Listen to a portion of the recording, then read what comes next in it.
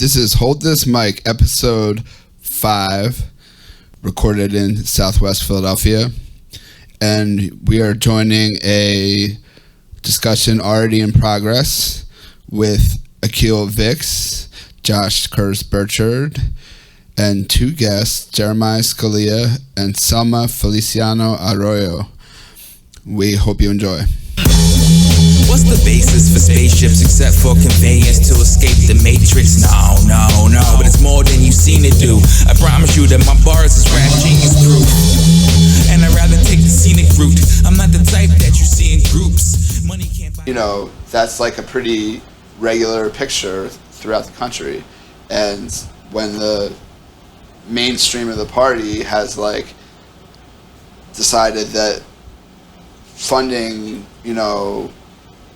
that tax cuts or deregulation or whatever it is more important, then there's a. Yeah. But is it irreconcilable? Because it is just because that there's a reason. Like, they didn't come to all that just from like, oh, we think that centrism is the best way to go. No, they have donors that are saying that our donations to your campaigns are contingent on the fact that you keep our taxes low, that you keep regulation low, that you do all these things that don't really. Do you think that's implied or it's explicit? It's pretty explicit. I mean, when you got Cory Booker, it's like, all right, we're going to legalize marijuana and give all the rights to pharmaceutical companies. Right. Yeah. Like, it's pretty, it's pretty explicit. Like, it's legalized bribery, but we've never, Yeah. Well, I mean, I guess the problem is, like, as I was saying before, like, coalitions are insanely important, but also they're not infinitely elastic, right? Mm-hmm. So I think that one of the ways in which, let's say, establishment Democrats have gone wrong is precisely, I mean, we were mentioning this before, right? Like, actually, we've had no conversations before now, right?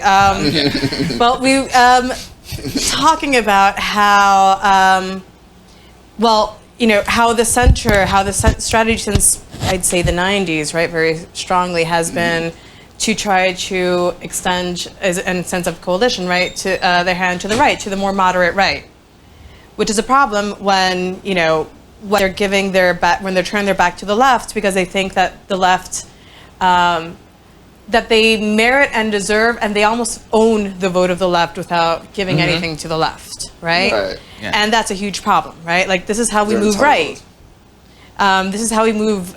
So they're both, I'd say, material conditions in terms of like the influence that money very clearly has on politics, and that also then, sound super Marxist, no, basis superstructure, that then also influence the ideological milieu in which we move, right? Like, certain things become unarguable because you can't argue for, fucking up corporations if corporations are the ones donating to your campaign, right? It's a thing of like, what is it, like incremental change that they talk about? Incrementalism. They gave it a name. Yeah. So, and incrementalism is a huge problem because actually incrementalism, again, we have about 20 or 30 years of knowing how this works out. Yeah. And the way that it works out is moving the supposedly more centrist or left-wing party in the US to the right and leaving a bunch of people on the left without any true representation. But to be fair, the other extreme, which is like, I mean, this is not an equivalency, but someone like Trump came in as an outsider with zero political experience and a populist message and wrecked shop on the whole government. So there's no equivalency, only just to say that if there were like a true revolution of the left and it took over the government of the United States, like by election, forcefully, whatever, and the government was then filled with people who had never governed, that's a problem. Yeah, of course. But also, first there's a subjunctive there, right? Like, if that happened, right? Right. But I think that there are 10,000 steps before. I mean, it happened with Trump. All over the world. You mean like in the 60s and 70s? Is that what you're talking about? I mean in like the 40s, 50s, 60s. Yeah, I mean, I think that's one that gets talked about a lot, right? Like, I mean, the way that the left, it's very embedded within, I think, leftist ideology, and in an important way. So to constantly critique power, right? Which means that a lot of leftists don't tend to want to aspire to power, right? So that's a problem I think that we've been dealing with in the last decade or two, mainly, maybe. Right. Being like, oh, well, actually, strategically, we do have to inhabit these spaces, even though, again, the principle thing, even though it doesn't completely agree with our principles, even though we will fuck up when we do this, even though... And we smoke too much weed. That's also a problem. We smoke too much weed, and we can't pass the drug test. Not all of us, but some of us drink a lot of beer. But yeah, so I mean, so the will to power of sorts, right? Not to sound like super Foucauldian. But I do think it's important to start, again, rethinking the strategies to try to move away from the idea of purity, of wanting to be pure, right? Because if you're not in a position of power, then you can't be criticized. Right. Right. It's like now, yeah, exactly, yes. But I don't know who really is asking for purity, right? Because I think, I don't know, in my small circle of leftist progressivism, I kind of think I just want people to try. Right. I don't expect Bernie Sanders to get elected, right, and then all of a sudden we're Switzerland. I just want someone to try it. Right. And we haven't had that. No, I'm not saying that. I mean, I'm saying that sometimes we ask purity of ourselves, right? Oh, well, let's put Bernie Sanders there so he can be criticized, but I'm not going to put my own body there, my own identity there to be criticized. I still want to remain radical and pure, right? So doing it without having done anything. Right. Really, my hands are clean because whereas again, I mean, but actually that's been a movement, right? Post Bernie's primary loss and all this. People have been talking about that, right? There was a movement, and who knows how far it's going to go. Right. And right now, I think it's actually, unfortunately, losing steam. But that was talking about putting, women, racial, ethnic, whatever minorities, class minorities, young people, and having them start trying to precisely aspire, especially to local elections, right? Yeah. So they can gain that experience and eventually, Now, to be fair, there was a event in Philadelphia where people were it was basically a young Philly politics something event, and this was soon after Trump had won the election, and so it was obviously a prime time for a lot of people to show up, but the place was packed. It was at Painted Bride.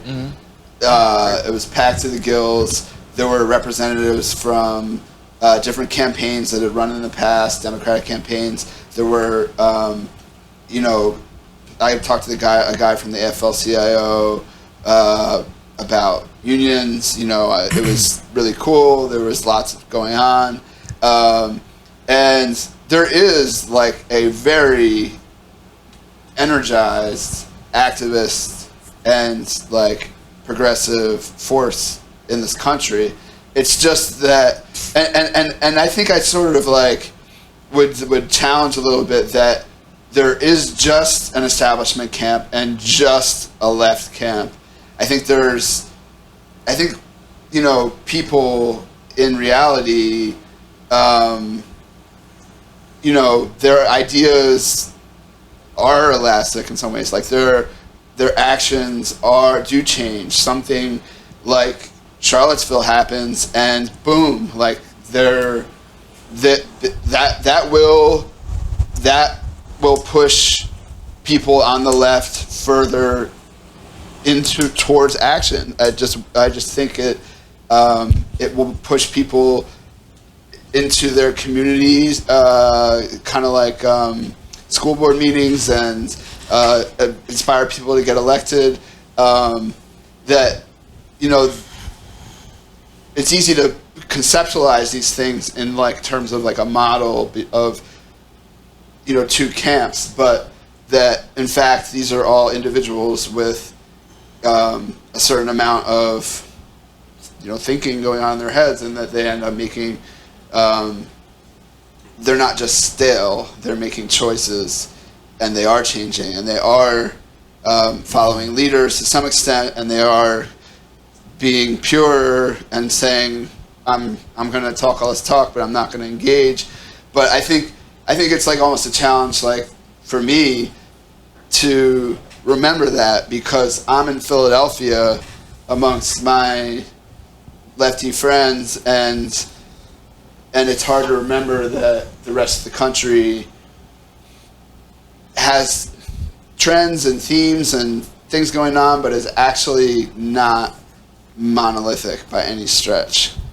And it's like I guess the question is when you say like, there isn't a establishment and a left, it's more of a gradual. It's like an array. Continuum. Yeah, it's an array. But that's always existed, right? Yeah. But are we talking about ideology or methodology? Right. Because, like, of course, ideologically, there's a continuum. With there's the single payer, no private insurance people, and then there's like Medicare for all, working in partnership with, and all those things. We can propose stuff like that. But then the methodology of how we try to achieve those goals is, I think, what separates the establishment from the broad swath that is the left. But I think that you're already kind of talking about that, right? Because like ideology would be more like it's unfair for people not to have health insurance, right? Yeah. And that would be where people start, like ideologically. And then I think that methodology would be that. Like, is it easier to achieve that through, single payer this, Medicaid for all that, combination of like private and public sector. So, I mean, I think that once you already get into the stage of proposals, it's already a strategic and methodological issue. Yeah, I just think I think that's like the honest conversation that we should be having in the left. But I think that when you talk about the establishment, they're not having that conversation. Like the entire talk during Obama's presidency was that Obamacare was going to lead into single payer, and that's what we were sold. That's what we'll do this Heritage Foundation plan that is essentially a giveaway to insurance companies, but that will prime it. So now we do that. 8 years later, we have Trump, and if you are concerned, if you want to like play politics, then there's no reason why every other week Democrats shouldn't be proposing Medicare for all. You're not going to get passed. Right. You just do it. You just do it every other week. Yeah. And you fight for it and you talk about it. And you talk about it. Yeah. And like you might not get there, but you show people where you stand. Right. Does that belie the fact that the establishment or the Democratic establishment is actually not all on board? Not that interested. They're just in it? Rhetorically using it, but not really with any machinery behind it. Yeah. And I think that's the dividing line. It's not so much like like you said, ideologically is a spectrum, but it's how you play the politics of it, I think, is where that line goes. Right. Yeah, absolutely. Right, but we've seen that already then, therefore, there's some politicians that just, they're like, no, nothing that would harm the insurance companies because they donate money to me, right? Joe Manchin. Which one? Joe Manchin. Oh. West Virginia.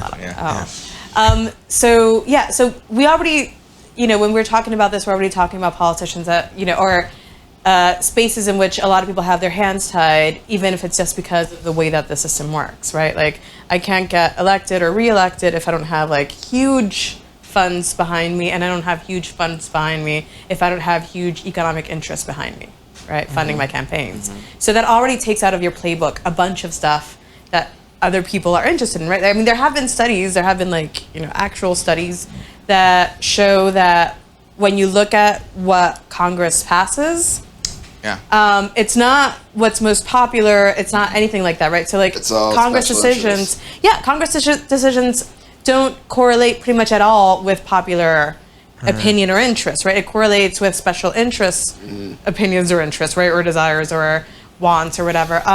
So, I mean, this is, for example, what's giving leeway to, that communist institution called Princeton, having a study that says, the U.S. is technically an oligarchy, right? Like, I mean, I think that we need to stop calling it a democracy. It's an oligarchy. And again, these are not people necessarily on the left. These are just people being like, we've seen the facts. This is how the government works. I've been to Princeton. They wear a lot of cardigans. They're all wrapped around their waist. Argyle, yep. A lot of pastels. A lot of pleated shorts. Pop collars. Yep. Yeah, these are not liberals. Yeah. They're liberals, but liberals with a capital L, right? Yeah.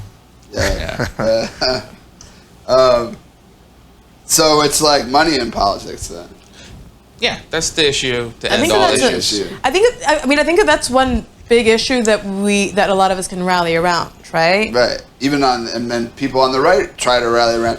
Trump, like, rhetorically rallied around when in the most pathetically empty way that one could do, because obviously he came into power and then he put, his billionaire friends into the finance posts and his, billionaire friend into the education post, Nancy DeVoe or whatever his name. Betsy DeVos. Betsy DeVos. Yeah.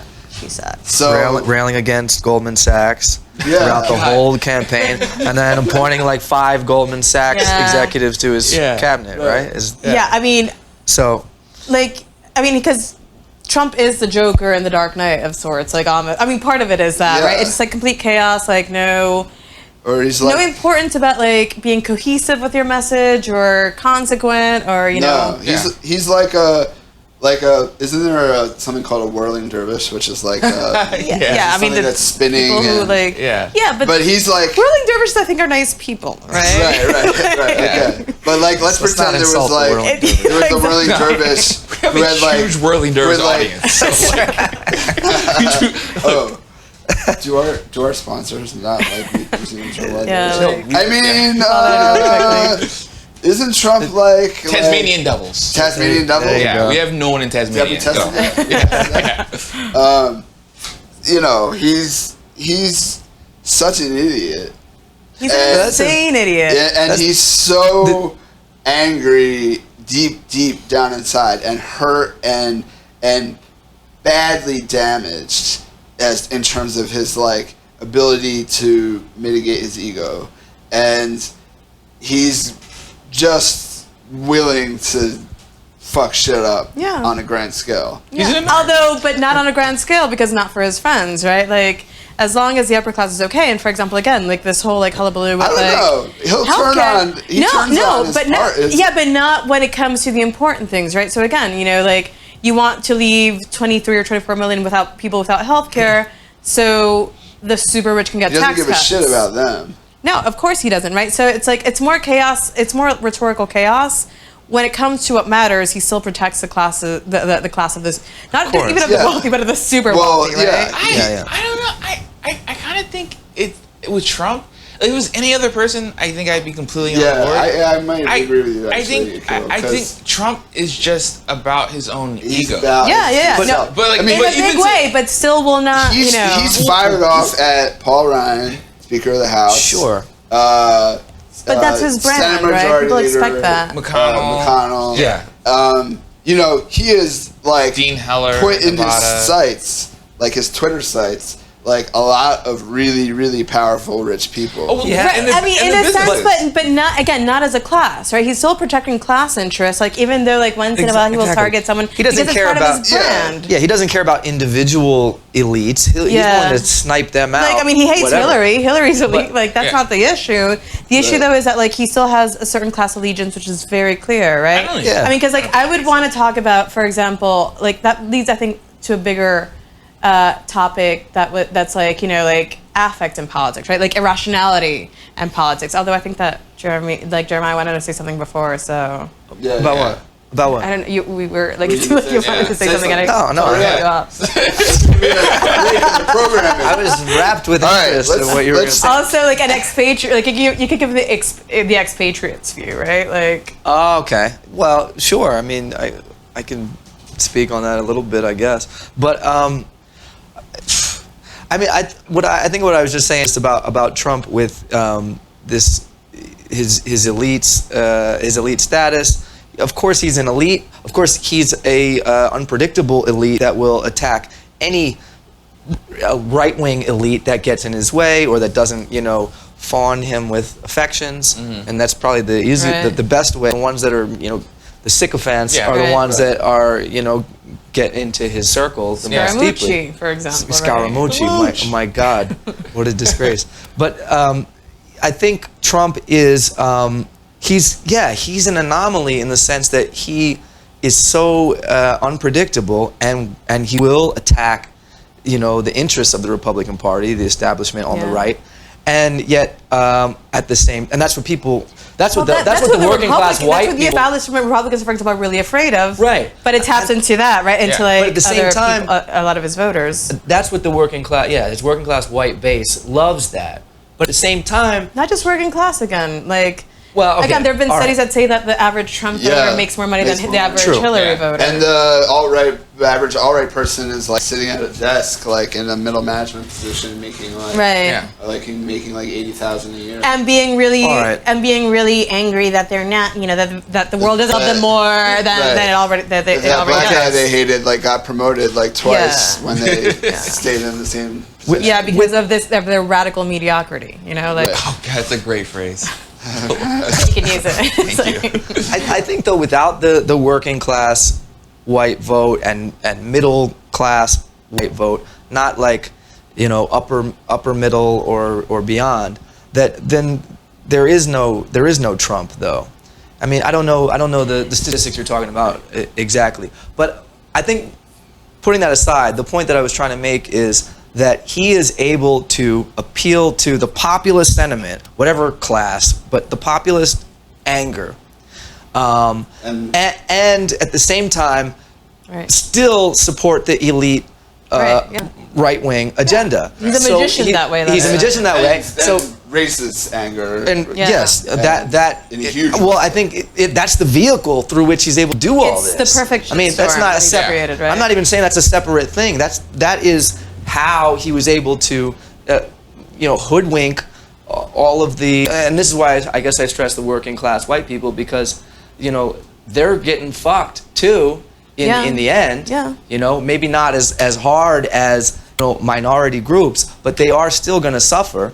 And they don't but if you're poor, if you're like an Appalachian poor white, you're getting pretty fucking fucked. Like, if you're Exactly. like poor and you live in the suburbs have become like the new hotspot for like poor white folks, and like there are big communities, including in South Jersey where Jeremiah grew up, where basically this kind of low income housing was built as a way, to make money.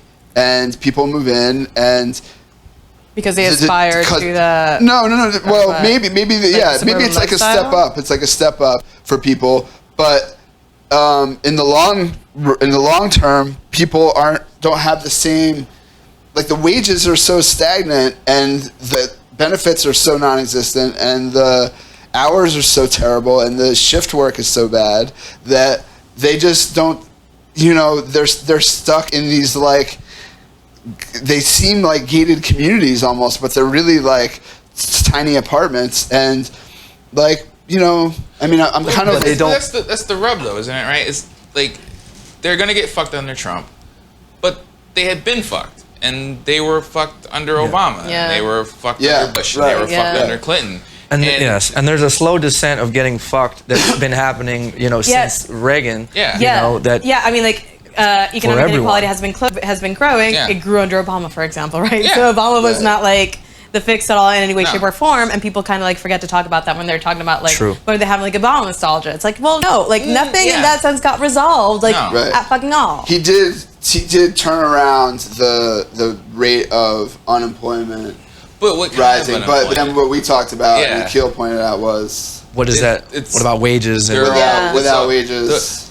and I'll honestly, I'll probably mention it every single podcast we do, but it's my favorite fucking graph ever. All It's right. a graph of American productivity versus American wages, and right around Reagan, around the 70s, it splits. So Yeah. you got American productivity going Yeah. up. So we're still producing shit. We're still America. Not just that, but like the average worker has become way more productive than they were before. I don't know if more, but like more productive than they More have produ- yeah. before, It and just- wages have not kept up with that. Flatline, completely flatline.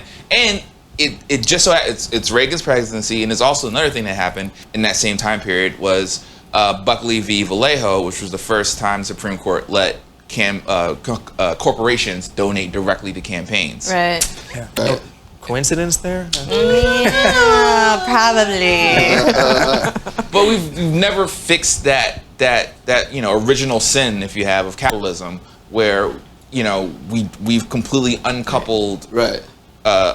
compensation from productivity, And well, this is what people talk about when they talk about neoliberalism, right? Yeah. Like this like savage capitalism. Because I mean, I'm anti-capitalist, but for example, I'm willing to make coalition with social democrats who are not anti-capitalists, who are capitalists, right? Just like a benevolent capitalism, let's say, right? Yeah. Right. Whereas Use the power of neoliberalism, capitalism. yeah, that think that capitalism, breeds better societies for whatever reason, more liberal ones in terms of what a bunch of stuff. Like I have these discussions all the time with my boyfriend, who's actually, a social democrat. So yeah, so that's the thing though. I mean, but like that's much different, right? Again, so obviously Bernie's vision of the U.S. is much different from a neoliberal vision of the U.S., right? Yeah. And again, like, so the problem is also that, like, even Democrats, I mean, the Washington consensus of the 90s, right? Democrats being like, oh, well, yeah, we'll also get on board with, like, this, like, savage view of capitalism, though we'll try to keep the social safety net intact, although let's remember that Clinton kind of fucking also destroyed it. Yeah. I mean, and also people do forget that actually, or I heard it said that technology, like for instance with trade agreements, people think, and it's true, that trade agreements led to jobs getting shipped overseas and put in down to Mexico or Canada or whatever. But what I heard said was that technology actually displaced as many jobs as trade. Well, that's a big issue that's been talking about now, right? Like with the automation of like more and more jobs.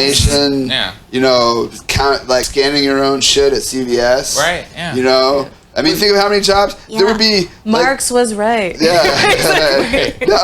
Absolutely. Which is why a universal income is becoming more and more reasonable path in the future. Of course. I mean, because like the things that like, right, like I think it's like Marx's only kind of like, or one of his only utopian moments, and when he describes, I think it might be in the Communist Manifesto, whatever, like, haven't read it in a while. But it's like when he's describing like, yes, because people should be able to, he says, I think, man, I don't know if that's a translation for him, but let's forget that. People should be able to like do this in the morning and this in the evening and this at night, right? Like, I mean, like have varied lives, right? Because he's talking about how, he's thinking about the exploitation of labor, right? Like going to a really exploitative factory job, coming back to eat, maybe watch TV, post 19th century and sleep and then going back, right?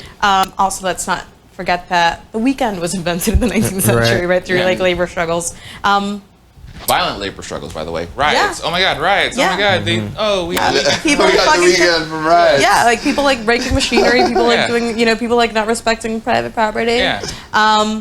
But, so, wait, I totally lost train of thought. I'm about to regain it. No, it's okay. It wasn't. So, so this idea of like, well, again, which is why universal income makes sense, right? We shouldn't live for, like, workaholism should not be seen as a virtue, which unfortunately it is. It is. Right? Yeah. Or it's made to be, to right? A great extent. We, should think about the things that we like to do. Right.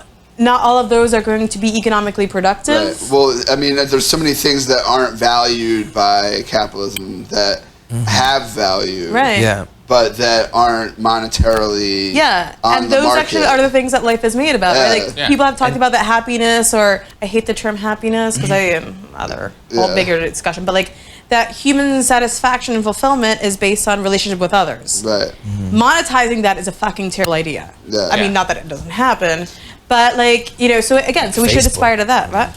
Yeah. Facebook is a perfect example. Yeah, you can make a lot of money off of that. It's like if you were gonna develop like a huge swath of forest, right? And then you took into account, like the township was going to decide whether or not to allow the development to be put in or not. Right.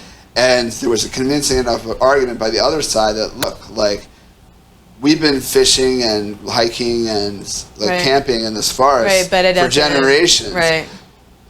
Like, but maybe in the thing. I mean, my dad's actually an environmental engineer, right? So he talks about this a lot, right? Like even like, so you can't monetize that kind of happiness that people or fulfillment or whatever. But more than that, right? Like biodiversity, right? Like people don't put into like The environmental those value. calculations don't include Right. all these things, right? And let's not forget that this logic of hyperproductivism, right? The economy must always grow, and that's the way that economies work. Which, I mean, Right, also growth a lot of drives socialists or socialist called economies have also fallen into that trap. That trap has led us to environmental debacle right now, right? Like to this growth, environmental catastrophe. yeah. Yeah, we don't have a China. good sense of equilibrium. We don't value equilibrium in a capitalist society. Yeah. We don't. Well, I think we should take at least a break, and you're listening to Hold This Mic with me, Josh Burchard, and Jeremiah Scalia. Akil Vix. and Selma. thank you for listening, and be sure to check us out next time. All right. What? We're just taking a break. We should do advertisements. We'll do the commercial break. Make your next move with Squarespace. No, this is just hallucination. You basically escaping from hallucination. Making do with fake is just a new vacation. So it seems so concerned with the scene. I prefer a lucid dream on. Dream of nights like these. Dream of taking flight. Dream of heights like these. Dreams is fucking nice. Get right like me. I'ma be alright. Man, I do this nightly. Yeah. You should tell me what you know. Now you should tell me what you see. I think it's gonna be a very nice night. I think it's gonna be like it was all a dream. You should tell me what you know. Now you should tell me what you see. I think it's gonna be a very nice night. I think it's gonna